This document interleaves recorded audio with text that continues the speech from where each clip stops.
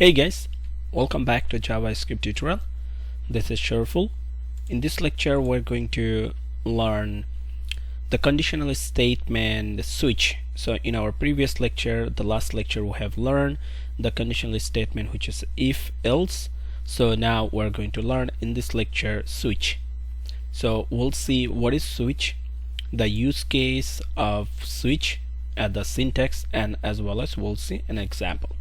So first, simply, if you want to say switch, the switch is a conditional statement like if else statement. Switch is useful when you want to execute one of multiple code blocks based on the return value of a specified expression. So switch only use when you have a multiple option, so that you can run one of the specific the option based on a specified or a specific expression. So a specific expression, we'll see, let's see the syntax. So there will be switch is a keyword, so it's you are going to use switch, then your expression would be underneath this bracket, and there is a opening and curly braces, and between this you will have a number of case, like case number 1, then there is a code block to be executed for case 1, and then it's break, and then similarly case 2, case 3, and case n, and there is a default block also. So code block to be executed if none of the above case executed. So whatever your expression over here for switch, it will have some return value. So if your return value match any one of your case, like whether case 1, 2, 3, whatever it will match, it will work, it will execute that block, and then there will be break and it will be jump out. If there is none of the case match with this, it will work, or it will follow the code to execute for the default. Okay, so that's the way it works. So again, the switch expression is evaluated once, once, and will have a return value. The value of the expression will compare with the values of each and every case. So okay, over here like case 1, case 2, case 3, case 4, so the return value of the expression will compare with those cases. And if there is a match, the associated block of the code will execute. If there is no match, then it will execute the default block. So that's the way it works. Okay, so let's see one simple example in our code play.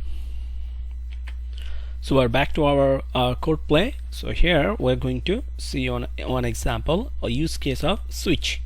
So let's undo the code. Okay, so here you can see we declare one variable called a, and we assign a value 3. So a has a 3, the value of a is 3.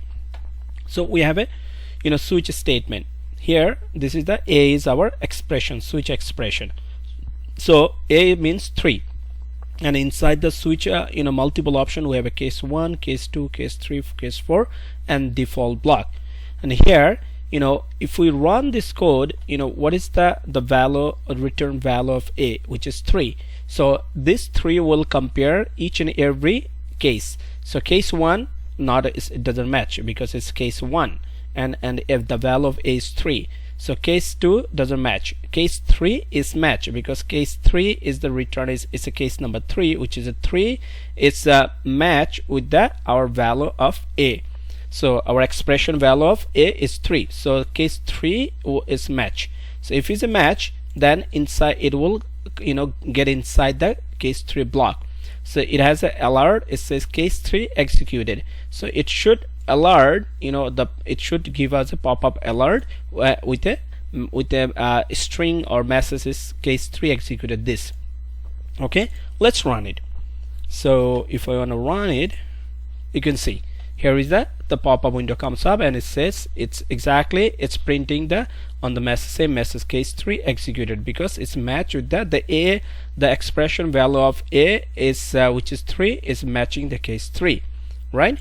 If we do say if we divide by 3, so it will match now 1, right? You can see if I did Okay, let's run it. So I said a by 3, so it means a is 3 by divide 3. So what's the result? It's a 1, right? So if I run it, right, it's matched with the case 1, so it should go inside the the case 1 block, and it should show the alert, which is the case 1 executed. You can see case 1 executed. So that's the simplest example, the use case of switch. That's the way the switch can work, to pick up one of the the case out of multiple the case block.